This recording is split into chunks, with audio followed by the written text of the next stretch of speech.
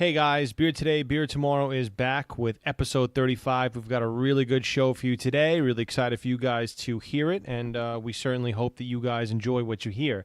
Now, before we get into the show, we want to tell you about an event in which homebrewers and local breweries will work together to help raise money for St. Jude's Children's Cancer Research Hospital. That event, of course, is the 2017 Brew for a Cure, which is taking place Saturday, November 4th from 1 to 5 p.m. at The Well in Brooklyn at 272 Meserole Street, Brooklyn, New York, 11206.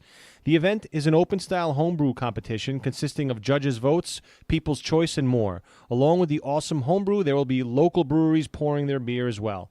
There will be raffles and games with cool prizes and gear up for the taking.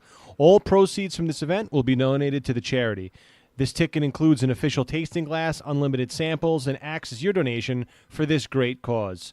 Let's do what we can to give back and help families and the children affected through their difficult times while having a great day filled with beer, prizes, and more. Of course, this is a 21 and over event. You can check out more information about the event and the home brewers who are participating from the Brewminaries and the beers that they will be pouring at eventbrite.com. So come on out. Beer Today, Beer Tomorrow is fortunate enough to be a part of this event as well. Come by, say hello, support, and give back, because that's what it's all about. Enjoy the show.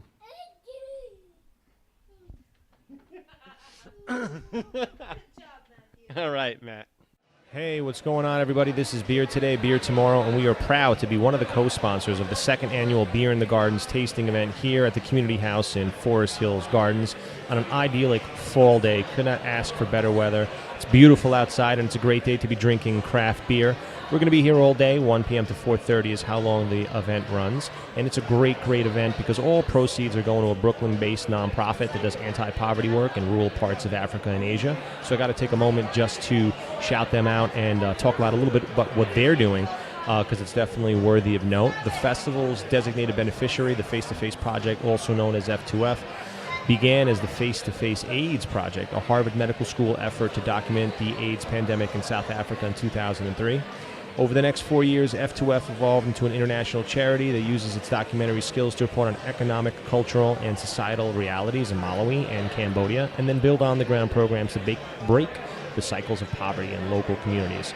Very good stuff. Big up to F2F. They are focusing on farming, health, and youth development. They've created education, gardening, vocational, and employment programs in Cambodia. Meanwhile, in Malawi, the agency has pioneered the Victory Garden Initiative, which is a really awesome initiative where they work closely with tribal leaders, and using peer-to-peer training, they teach farming and train facilitators to maintain gardens in desert-like areas where obviously starvation is rampant. With more than 5,000 gardens in Malawi, F2F hopes to expand the concept to other African countries, including Tanzania and Mozambique. So again, major shout out to F2F. Appreciate what they're doing. Glad that we could be a part of this event to just help out a bit as well. Now, down to the business here, the craft beer business. Bunch of breweries donated beer here today for this great cause, and got to shout them out as well. So Strong Rope, Big Alice, Ortega, Single Cut, Lineup, KCBC, Keg and Lantern, Rockaway, Iconic, Interborough, Finback, and Greenpoint. So shout out to all the breweries, and also shout out to the Brewminaries here that have also brewed up some delicious brews that they've generously donated as well. Currently, I'm drinking Human by Finback. It's a double IPA, dry hop with Azeka and Meridian. It's a tweaked rebrew of Oscillation 8. Oscillation's a great series, so I'm certainly enjoying this right now. Today, actually, I'm running the ship Dolo. It's a Dolo BTBT show, but you know, if there's just one of us, two of us, three of us, it's a BTBT party. So this is how we do. So yeah, shout out to Queens all day. Let me just set the scene for you guys here. So this is the this is kind of like a common house, I guess you could kind of call it. It's we're inside of basically it's a gym. There's a basketball hoop almost right above me right now. And we got tables set up all around the room, and we've got a very nice turnout already. This place is already packed. Is buzzing with some energy here. People from the community and people from Queens and all over coming to show support, show love. You got an interesting array of folks in the crowd. You've got young, you've got old. everyone just coming together to kick it and try some craft beer. What greater way to bring people out than to entice them with craft beer? And we're all doing it for a great cause today. Again, shout out to Face to Face Project. So, yeah, guys, I'm just kind of hang out here. I'm excited to be trying a bunch of the beers here. So far I've had something from the Brewminaries, and I've had something from Strong Rope. Strong Rope was another double IPA, which was quite nice. We're going to have a special guest from Brewminaries pop on later in the show. He'll talk about his brew. But yeah, definitely looking forward to trying a few of the brews here today. Excited, again, very excited to be here. We've got the community really showing out in force, which is great. It's great to see. It's great to hear. And of course, any way that BTBT can help, we'll certainly do that when it's a good cause. And it doesn't take much to bring us out. You got some beer for us to drink. As long as it's good beer, we'll be there. It's just an added bonus that we're doing it for a good cause here. We're going to try to get on a few guests here today. We may have some folks popping over from Juice Garden BK and Absurd Conclave from Bushwick in Brooklyn, as well as I mentioned Brewminaries. We'll see. We might pull some folks here and there to talk more about this great event. And right now I'm just enjoying sipping my beer, laying back, doing this podcast, talking to you guys, hoping you guys are enjoying the show. We talk about this sometimes. It's curious to see where craft beer is going to go.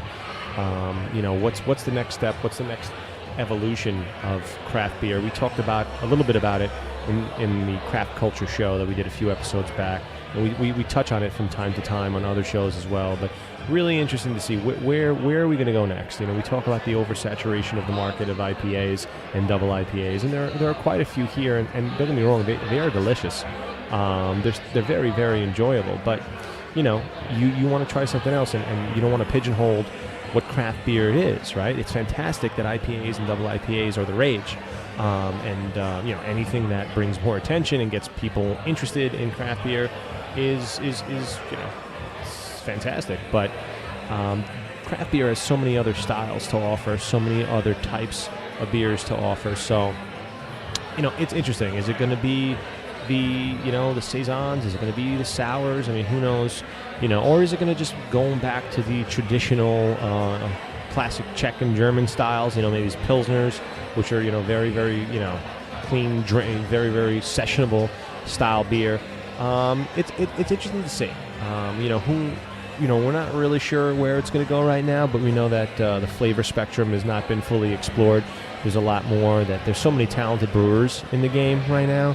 I mean, in Queens, Brooklyn, Manhattan, Staten, in Bronx, Long Island, but not just obviously in New York. I mean, all in upstate as well, obviously, but and all over. I mean, all over the country, all over the world. There's so many talented, awesome, devoted brewers and breweries that are doing really big things, and it's exciting to see. It's exciting to even be part of the scene and just kind of see it evolve, see it grow.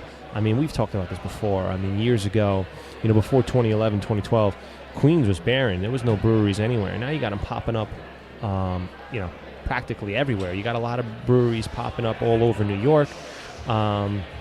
New York still has a long way to go as far as catching up to some other spots, like let's say a San Diego, for example. But there is, we're making up the groundwork. I mean, we are certainly picking up the pace. Breweries are opening. They're opening up everywhere, and they're opening up rather quickly. And now it'll be interesting to see, which of these breweries can survive, which of these breweries now can take it to the next level. It's not just about making that good beer; it's about making that good beer and running a business. And it's hard. There's a lot that goes into that.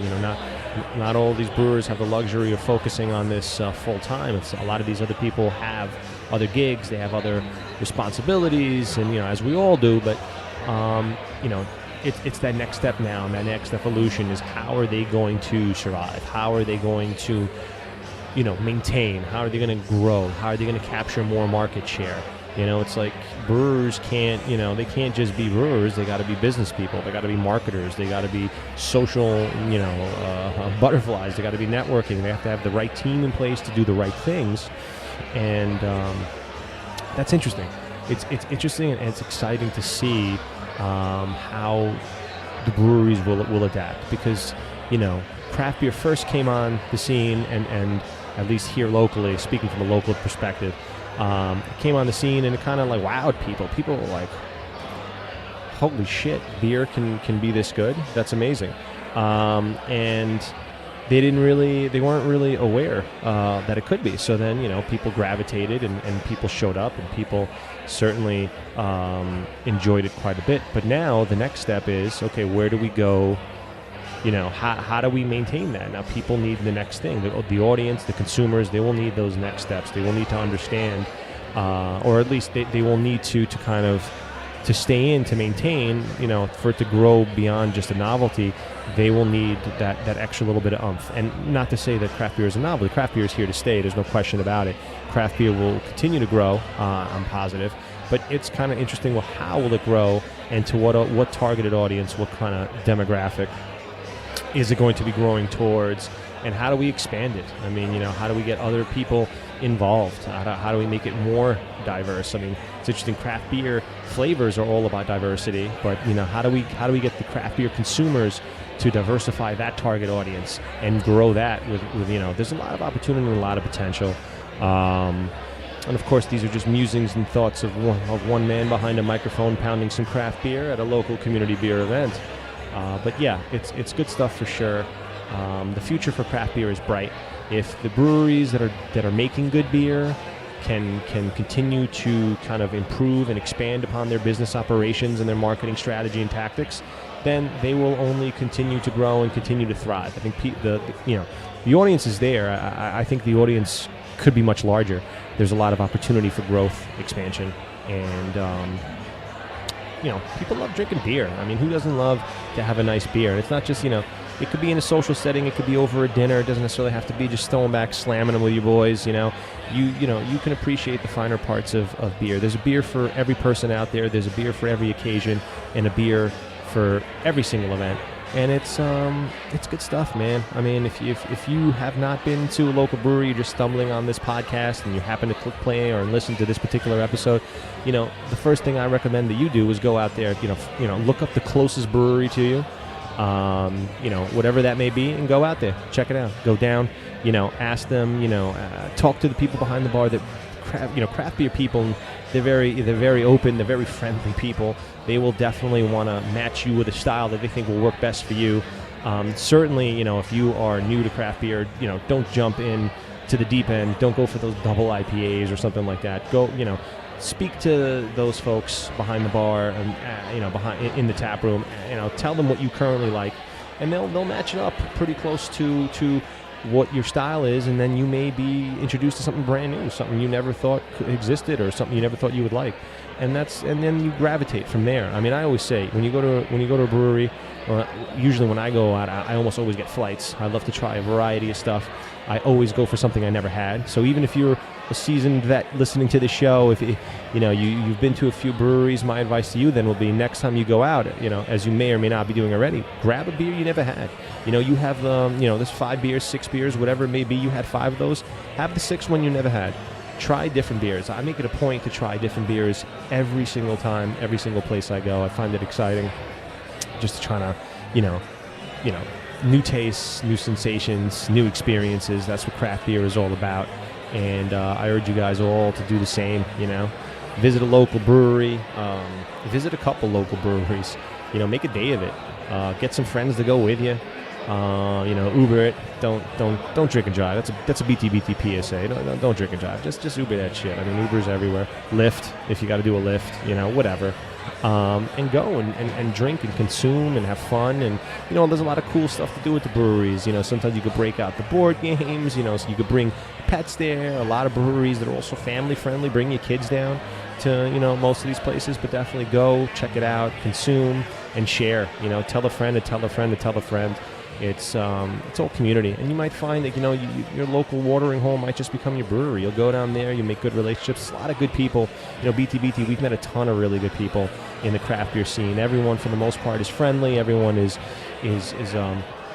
just interested in seeing it grow and seeing the community grow together.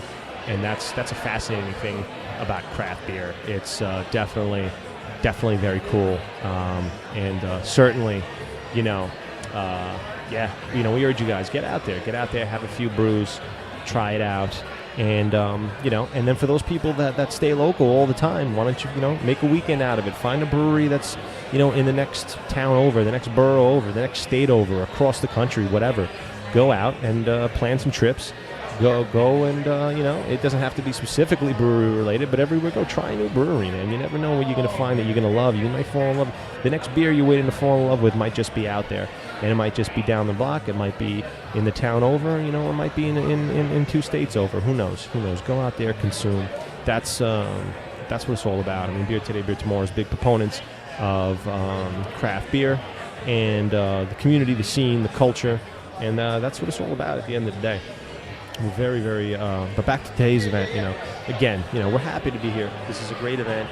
You've got a ton of people here. The place is really filling out. You got breweries who donated, and you got people who, coming out to try the beer and coming out to support a great cause, and that's dope. That's what it is. And we're going to be kind of bringing in some guests shortly, having people pop on to talk about what they're doing and why they're here, and hopefully we'll get into some, some business aspects, some life philosophy aspects, all kinds of good stuff. So we'll be back shortly, and I'm going to grab a beer. I hope you guys go do the same. We'll be back. Peace. We are back with a very, very special guest, the lovely and wonderful Rachael Spanos, who happens to be my beautiful wife. Rachael, how are you? I'm doing pretty good. How are you? Doing quite well. Very happy to be here at this great cause. So you just got here at the tail end of this event. What do you think of the turnout and how this event was structured? I think it looks awesome. There's so many people. Everybody's super excited. Everyone's trying the beers. And honestly, I'm trying this one here, and it's absolutely delicious. I'm enjoying it quite a bit. One thing for a fact I see, as you can hear, everyone's super enthusiastic. And this is such a wonderful cause, honestly. Yeah, absolutely. I agree. I agree completely. And anytime you can add craft beer to the equation, it's always a wonderful thing. So now you have your own venture that's going on that you're doing in conjunction with your sister, Rebecca. Can you tell us a little bit about what you guys have planned in the Bushwick scene? Right now we're in Forest Hills, which is pretty awesome. I love Queens. But also Brooklyn is very dear to my heart as well. And actually right by KCBC, right around the corner, we actually are going to be opening up very soon Juice Garden BK. Actually, we're going to be located inside Absurd Conclave on 360 Jefferson Street. And what it is the Absurd Conclave is like a rental pop-up shop where you can do events and pretty much do your own pop-up shop. What's also great is that Juice Garden BK, we're going to be inside the space itself, and we're offering fresh organic juice, smoothies and acai bowls, and at a really awesome price. You can't go wrong. And it's all conjunction together. Right. And you guys recently just did an art pop-up event, right? Yes. Actually, we just did one. It was awesome turnout. We had amazing artists and what else? And photographers and so forth. It was really good. It was a wonderful turnout. We actually had one of the artists, Boogie, and Buev Dylan. They did some spray painting art on the building itself, our new home at 360 Jefferson and Bushwick. They did a mural on the outside of the building, yeah. Right? Very nice. Yeah, I saw that. That was really cool. Very nice. So how are you guys inspired to come up with this concept? Well, when it comes to Juice Garden BK, it was something that we grew up with. We've always juiced at home. Since I was a kid, we always had smoothies, and we've been always, doing juices, smoothies, and so forth, and we actually started sharing it with friends and family, and everybody kind of liked it. They really were actually coming over just asking for it, and you know what? We came to the conclusion, maybe we should share it with the public. And not only that, we feel that this is the best way to stay as healthy as possible, and I think we would love to be able to share that, just like a different way of approaching your health. And that's awesome. And you guys are also open to potential collaborations with breweries and even. Oh maybe, yeah, definitely, definitely. Look, the hops is from the earth, and honestly, beers itself has their own, health benefits and so forth. Not only, for your hair, for your skin, and so forth. It's really good thing. Awesome. And now, as far as your types of beers that you like what kind of beers do you kind of gravitate to? Let our audience know. All right. It might be a little girly, but I like them a little sweet. But then again, I love the sours. I won't front. That is actually there's one in particular I particularly enjoy. Was it the one from KCBC? Yes, it was. Was it like something? Zombie Beach? Something like that, right? It's like Zombie Bride, something like that. And that was, I have to say, one of my favorite sours. That was really, really good. And KCBC is one of the breweries that donated beer to this event today. And as you mentioned, they're right down the block, basically, from where you guys are set up. Yes, yeah. That was a really good beer. And I never really liked sours. And then I kind of opened up, I guess, my mind to the concept of sours. And now I actually do enjoy a nice, well-made sour from time to time. And those KCBC sours that we tried recently were really good. We're really good, yeah, definitely. Tonight, are you guys on Instagram, Facebook, Twitter? Oh, yeah, definitely. Yeah, follow us on absurdconclave.bk on Instagram and Facebook, and also for Juice Garden BK at Instagram, Facebook, and Twitter. And you can find out all the updates. You can see all the different drinks that we offer and all the acai bowls, chia pudding bowls, and everything. It's going to be a really cool spot to hang out and do some work. It's really cool. It's like marrying health and wellness along with the vibe of the community in Bushwick. And yes, I guess you guys are opening to doing events with breweries, art events, all kinds of different stuff. Oh yeah, definitely. Very, very cool. So if you could kind of like tell us, what's your philosophy or philosophical approach when it comes to Juice Garden? Like if you could kind of say, Juice Garden means this. What does Juice Garden BK mean to you? Well, Juice Garden BK would definitely, the way I would put it would be that it's a more holistic approach on your health. Instead of, believe it or not, you can only eat so much vegetables and fruits at one sitting, and when you juice it and when you put it in a smoothie, like your body welcomes it even more, and it goes straight to your blood system, and you get all its benefits much faster. With all those vitamins and all those benefits that it comes with it, you can't go wrong. It's medicine in a drink. Sure. But what's great is that it doesn't taste like medicine. Yeah. And I'm clearly extremely biased, but I've had the drinks. I've had at least 3 different drinks that you guys have made. The 2 that you were doing at the last pop-up art event, and then I had a pumpkin smoothie that you had made, and I really enjoyed all of them. I thought they were really good. Our kids love them. Yeah. And and I like the way you put it, because it's health and wellness. It's good for you, but it tastes good too.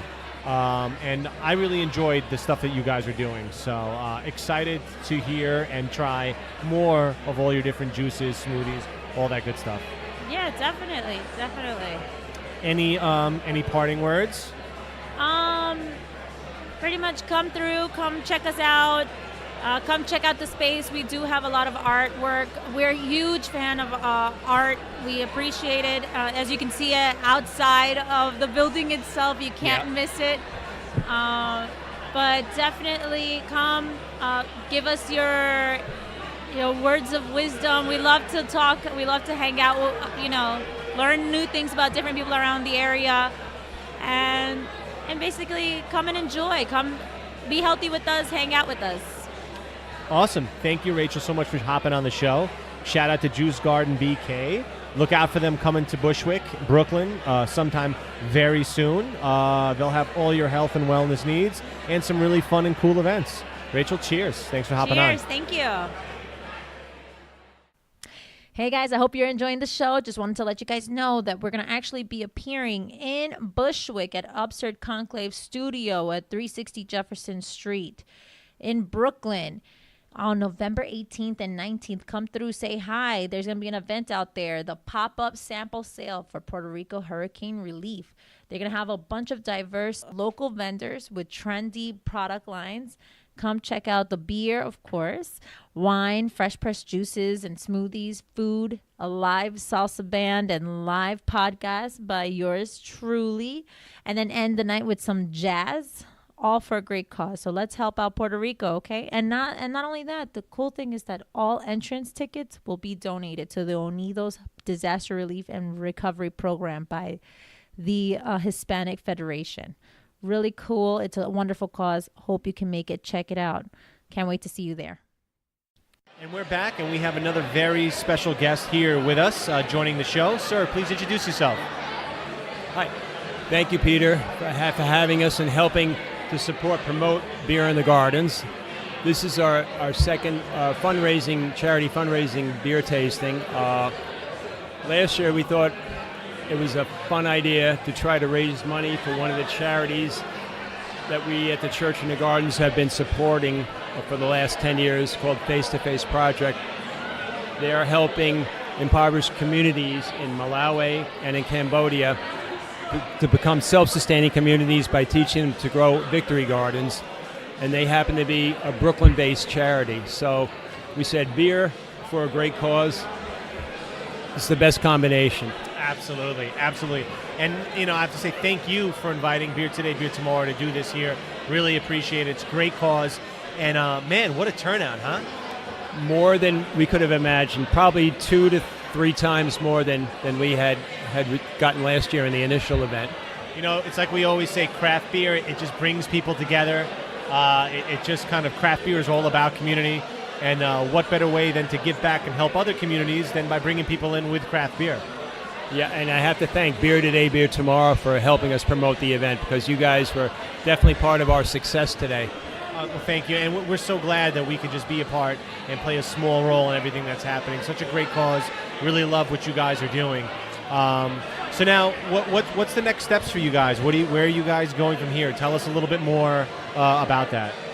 Yeah, we besides Face to Face Project, we do a lot of other outreach work at the Church in the Gardens. We do local food drives. We support some national charities and other international charities. So we try to keep it varied the way the groups and the communities that we support. So I'd love to do more of these. And I have to say the craft beer, commercial craft beer community and the home brewing community in the New York City area, they're amazing, generous people. Yeah. They support. There's so many events there's so many charitable events that they're approached to donate beer to, and they're amazing the way they do it. They don't blink an eye for the most part. Absolutely. I mean, it's a great community. It's a great scene. They come together often, and it's a beautiful thing. It's a beautiful thing. Now, for you personally, what kind of beers do you typically tend to drink? Funny thing is, I never was a big local kind of Coors Light, Bud Light, not that I'm insulting them, kind of fan. Even when I started drinking beer, I guess I was 18 then, maybe a little bit younger, but I don't remember. But I would always, back then, Heineken's, Foster's, Beck's, those were imported, and they were the craft beers of their day. So I always kind of gravitated towards those type of beers. And as it evolved into the craft beer sensation the last few years, I like Belgians. Yes. I disliked IPAs, but within the last 2 years, that changed a lot. Yeah. So hard to avoid. I know. So I always said they taste like grapefruit. They taste like grapefruit. But I said, wow. I said, wait a minute. I have to rethink this. Yeah. So I would say between the Belgians, the IPAs, and the Imperial Stouts, my 3 favorites. Very nice, and those are great, and it just speaks to the diversity in amongst the craft beer options that are out there, which is it's pretty impressive. There's a beer for everybody, is what we always say. Yeah, and I said beer for a great cause like this. I hope more charities do these types of events, because it brings out a lot of people. Yeah, and it creates awareness to make the world, like I said, a better place a little bit at a time. Absolutely. And now, if people want to find out more information about the initiatives and the events that you guys are involved in and sponsoring, where can they go to find out about that? They can contact the church in the gardens in Forest Hills, New York, or they could look at our Facebook page, Beer in the Gardens, and they could contact the church office, and they can get in touch with me. Excellent. And obviously this event was such a great success. You guys planning to do a third one, fourth, fifth? Oh, absolutely. That's great. And your son Alex, he's actually part of the Brewers group, Brewminaries, correct? Brewminaries. They've been very supportive of us, and I have to say, Bitters and Esters, John is part of the group, and he's helped support us over the years. And I'd like to think we taught him to like beer, but he taught us. Well, he's trying to teach us how to make beer. That's awesome. Again, this was a great turnout. I mean, you had a constant stream of people since the doors opened. Even now, towards the end of the event, there is a lot of people here. And it is a great thing, and we're very, very happy about the turnout. Very pleased to be here. Is there anything you want to kind of, talk about to leave the audience with? Anything you want to promote? Anything you want to mention? Any message you want to leave our audience with? Well, like I had said during my little speech during the event to the attendees here, I like the late, great Arthur Ashe. One of my favorite quotes by him was, "With what you get, you can make a living, but what you give, however, makes a life." And I'd like to end with that. Excellent. And that's a beautiful way to end it. Alex, thank you so much. And thank you guys at Beer Today, Beer Tomorrow for supporting us. Thank you. Cheers. Cheers. And we're back. We're back with, last but not least, another very special guest joining the show today. Sir, please introduce yourself. Yeah, Alex Kalaf. So I, along with my family members and some people at the church here, help kind of throw the event today. I've been home brewing for about 5 or 6 years. Yep. A few years ago, too, as well, me and a few other people, we actually started a homebrew club out in Prospect Heights in Brooklyn, the Brewminaries, which is the biggest homebrew club in New York City now at this point. You guys are awesome. Very cool. And what were you pouring for today's event? Yeah, so today I had California Common. So, I like brewing different beers. It's the first time I've actually brewed it. So I a lot of people ask, like, what do you normally brew? I try to brew anything and everything. Last few beers I've done a Common. I've done a couple kettle sours. I've done like a sour barrel Solera too as well. But for this, kind of like growing up around here and kind of knowing the neighborhood, it's not. I want a kind of very middle of the road beer that like people that like lager style will like, people that like very hoppy style. So so it's Old Northern Brewer hops, good bit of English malts, there's Maris Otter, Golden Promise, a few different types of caramel in there too as well. Oh, very nice, very nice. So now you mentioned you brew all kinds of beers. Is there particular styles that you gravitate a little more to, or even from a personal preference? I think kind of my philosophy with beer is kind of with food, it's that seasonality of it. I mean, as it gets to now, I mean, it's what you catch yourself drinking is kind of what I like to brew. So a lot of like, I would say more of the Oktoberfest Marzen style lagers. I'll probably brew one of those relatively soon. I had one of those last night at KCBC, and it's sort of like, I haven't had one of these in a while. It's about the season for that. And the same thing, as it gets a little bit towards the winter, I've done a couple barrel-aged, breakfast style beers. So, yeah, I mean, I just try to do seasonally is more of that. At home on tap, my girlfriend likes sours, so there's a lot of sours on tap normally too as well. All right. More kettle sour style. So I actually have a key lime pie Ghost here too as well that I can break up and can try a little bit too as well. I'd love to. Yeah. That's awesome. So what do you find the most rewarding aspect of homebrewing? I mean, it's a community thing too, and I think it's really interesting, to give kind of a shout out to, John and Doug at Bitter and Esters in Brooklyn. I mean, that's kind of, I had homebrewed before that. And it's sort of interesting when you start this hobby, you're sort of like, it's a personal thing. Like, you made this thing, you know, you're always generally your own worst critic. You're like, this beer is terrible. I don't want to let anybody else try it.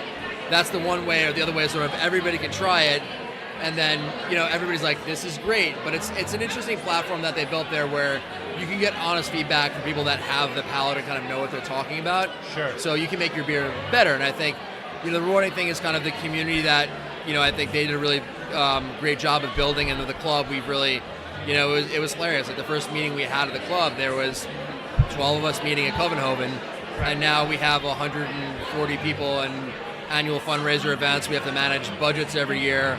So, you know, I was, you know, one of the officers and planners of the club for 2 years, and realized that, like, I have work and life. It's like, it's 20, 30 hours a week probably on top of, you know, what you have to do normally. But I think it's just community, the people you meet, all the commercial brewers that are super supportive of the homebrew community, because most of them came out of that space. You know, I think it's changing now a little bit. You have people that are opening breweries purely from a commercial standpoint, and, you know, if the beer's good, that's great. You don't want to begrudge it, but I think it's a little bit, when I taste the beers, it's typically lost a little bit. You can taste it sort of like, we're trying to go for the mass appeal kind of audience. You know, and I don't want to say there's less authenticity of it. It just sort of seems to be, you know, less creativity, less innovation, less of them really pushing themselves to do something really different and exciting. Right, and you know, it's interesting that you touch on that, because I think that's what craft beer is all about, right? It's about pushing the limits. It's about doing interesting, exciting, bold flavors. And you know, I think a lot of the local breweries, I really truly believe there's a lot of very, very talented brewers. And like you said, a lot of these breweries a lot of these guys started off as home brewers too. So it's exciting to see how the scene has grown and to see where it's going. It's a lot of, you know, it's interesting to see which of the breweries really now that are going to excel as we move forward. But given that, so now do you have any aspirations to take this from home brewing any further at some point? You know, it's always kind of rattling around in your brain. That would be an interesting thing to do. You know, I think if I were to do it, I don't know if it would be in New York, just because it's expensive. It's expensive. I mean, you're looking at $2 million, you know, if you're going to start it at a decent commercial scale. And I think that's interesting. But, you know, you see people in New York doing it from very, very, very small scale to kind of build a business concept and then raise funding. I mean, Big Alice did that. Now they have a decently five-barrel system, but they opened at homebrew scale. You know, I think Lineup and Ortega, you know, both two good friends of mine, and they started very, very small, sharing a system, and now they're both kind of progressing to go to, you know, bigger systems. And, you know, it's great to see that kind of success. So you can absolutely do that. You don't need a lot of money, but it's just kind of hard. I think the hard thing about it is finding the 1 to 2 years of money you need to float yourself for living expenses while you're getting this up and running. Right. So I know what I'm really excited for too is Fifth Hammer, and Chris Kuzme is opening his place, I think. Absolutely. In the next week or two, he said, and you know, they're great people, and yeah, it's been a 1 to 2 year kind of progress for them, and it's a lot of time and it's a lot of money. So, you know, eventually, perhaps, I don't know if it would be here. Yeah. And I think it's also becoming really competitive here, because there's breweries opening up that I had never heard of really before, like the Five Boroughs guys. I had heard about it, and not Just really known. recently. And the scale they're on is sort of like was extremely surprising. And, you know, good for them. And they're really going for the mass appeal market. They make great beer, but, you know, places keep popping up like that in Europe. Absolutely. I mean, it seems like everywhere you look, everywhere you turn, there's a new brewery popping up. And, you know, New York, it's so big, but we're still not on par with, let's say, like other locations like San Diego or whatever, what have you. I mean, I think there's a lot of room for growth. But then it's interesting, I kind of alluded to it a little bit earlier, but from that growth, it's now like, you know, it's not just about making good beer. That's like the prerequisite. You're going to need to be able to have a business sense and to have a marketing plan and to understand, you know, how the business is changing and evolving. So it's interesting to see what that next, you know, evolution is for craft beer, because, you know, just making good beer is just not going to cut it. Yeah. Yeah, I mean, I think, like you said, prerequisites a very great point to it, you know. And there's some places, sadly, that I think kind of are ahead on the branding side of that, and the prerequisite isn't quite there yet. Yeah. You know, so it's like you need to build the foundation of the pyramid before you can actually stack up there from that. Agree. You know, and not everybody, I think, does that super well. But yeah, in New York, I think just as with any industry, there's just so many people doing it. If it's not successful, the market levels out really quick on that side of it. So, you know, for the good and bad of it. But yeah, I mean, it's, the way the market's progressing, I think it's really interesting as a whole. Local is the focus. People want fresh beer, local beer. Yep. It's extremely important. And, the thing that's always interesting, and I always find funny, is sort of the white whales of the beer world that people are waiting in line for. Yeah. There's always a reason. They're great beers. Sure. But, like I travel a bit for work, and anytime you're traveling, you can find great beer that you don't have to wait in line for. Absolutely. Support a local brewery wherever you're at. And, I always believe in that too as well. For the Tree Houses and the Trilliums, they're great freaking breweries. Yeah. There's other great breweries around you too as well. 100%. I mean, and even, here in New York, you got breweries like Other Half, fantastic Yep. brewery. You got people waiting in line 4 or 5 in the morning. And they do make great beer, but you can go to a lot of other breweries that make very, very good beer as well, that you don't need to wait online. You don't need to spend all that time. And that's not taking anything away. I mean, I think what Other Half is doing is they're doing phenomenal things. Absolutely. But there's a lot of breweries all over New York that are doing really, really great things too. Yeah. And I think for those brewers, a little bit, it's kind of like, it's great and it's puzzling at the same time. They're sort of like, awesome, you're selling a ton of beer. It's fantastic from a business perspective. But, some people in the industry sort of like, I don't get it, kind of to a point, but it's awesome, and you make great beer. And yeah, not to take anything away from them, they're doing great stuff too as well. But it's the fear of missing out, kind of the collective audience piece of it too. I remember the first time I really ever saw that was a few years back when West 11 did that fundraising release in the U.S. This had to be like 7 or 8 years ago. Going to work, going by the Whole Foods on Bowery, and seeing a line of like 80 people at 7:30 in the morning waiting to spend $100 on a 6-pack of beer. It's crazy. It's sort of like, wow, I would love to try it, but not that much. Right. No, and it's interesting, and kind of on that note, and we've been talking about this in the last couple of episodes. We're big hopheads. I love my IPAs, double IPAs. I think they're great beers, but I think personally, for me, I'm reaching a point where there's such an oversaturation where it's like, okay, for a brewery to succeed, they need that IPA on tap, but at the same time, there's so much more that craft beer can offer, and I feel like it's so heavy with IPAs that it's kind of overshadowing all the other different flavor spectrums. I mean, how do you kind of see that? Like, what's your take kind of on that? I mean, yeah, it's the same thing. I love IPAs. I mean, They're great. If they're done well, they're phenomenal. Absolutely. What I've seen recently, and I kind of like, are breweries opening from a business concept that are sort of kind of pushing that aside. I think Suarez in this area is kind of an interesting one. Yep. They said kind of explicitly, we're not going to make an IPA. We want to make pale ales and pilsners, and their beers are phenomenal. They're really great. And I think I've seen more of that in markets of sort of like easy drinking, like those soft kind of German style pilsners like Fleet at Threes.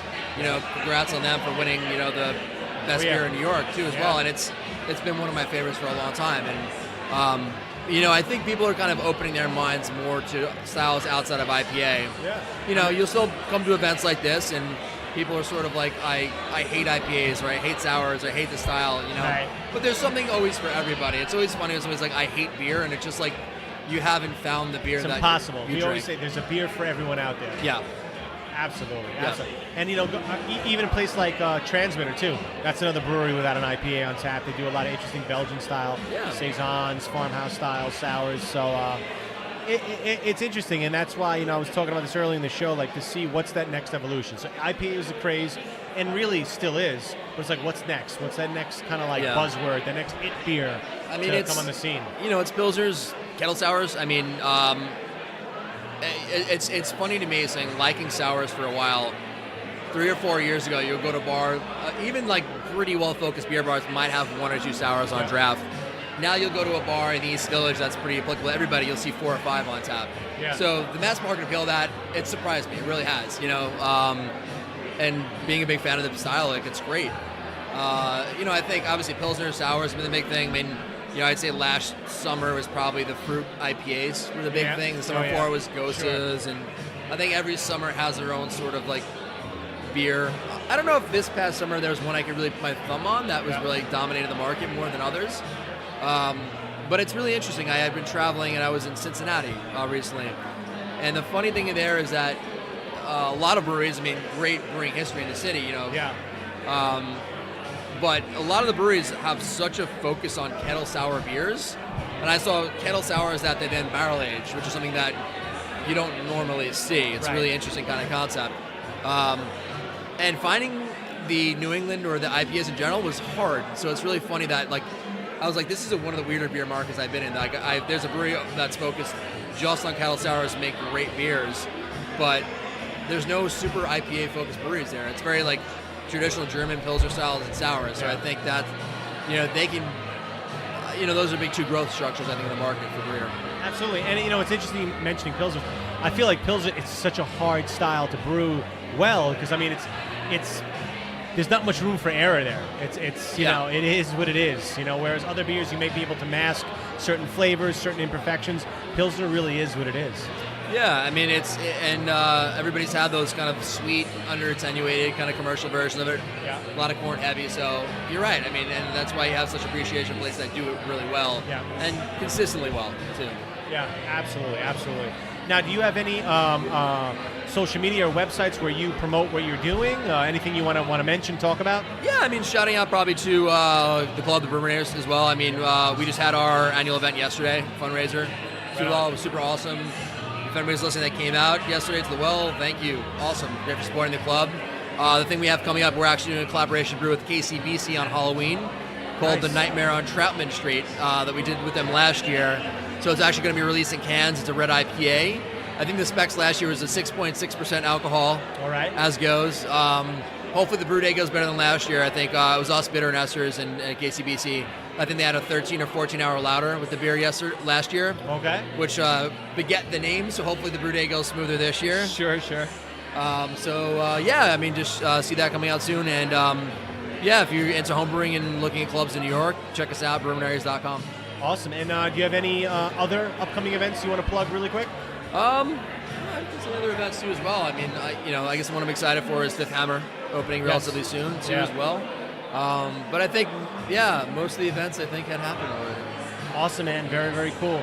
Well, look, thank you so much for hopping on the show. Really appreciate it. Really like the brew you brought today. I thought it was very tasty. I'm going to come back for seconds after this interview. And, man, really like what the Brewminaries are doing. You guys are awesome, man. Thanks a lot, man. Appreciate it for coming out. Thanks for supporting it. Absolutely. It's a great cause. We're happy to be here. Thank you. Cheers. All right, guys, this is Beer Today, Beer Tomorrow. Just wrapping up this event today. Had a couple of interesting guests hop on the show. Great cause. Very nice location. Beautiful fall day. Rachel, what did you think about the event? It was awesome. People are so cool down here. If you didn't come, you have to come next year. It was a lot of fun. The drinks were amazing. There were amazing home brewers, and you know what? Honestly, they're really good. Yeah, absolutely. Especially, we just had Alex on from the Brewminaries. He just threw me a little of his key lime pie goes, I believe it was. And we both tried it. This is one of the best beers I've had here. And there's some heavy hitter hands breweries down, here. Delicious. Absolutely. Guys, as always, thank you so much for listening and supporting the show. We greatly, greatly appreciate it. We'll be back with another dose of dopeness soon. And until then, man, follow the Craft Beer Odyssey. We'll talk to you guys soon. Rachel, any parting words? Well, basically, stay tuned, and you're gonna find out some new events that are coming up, and new festivals, and quick sneak peek. BTBT might be having an event. Watch out. Maybe. Absurd Conclave, Juice Garden BK. Hey, what's up? Guys, stay tuned. We'll be talking to you soon. Cheers. Cheers. Hey, guys. I hope you enjoyed the show. Just to let you know, we have a lot of things lined up. Hope you guys can make it. I can't wait to see all of you guys participating and being part of all these awesome events. And just don't forget, follow us on Instagram, Twitter, and Facebook. And if you like it, like us. Show your love. We love it. Alrighty? And of course, like always, drink local, drink fresh, and repeat. Cheers.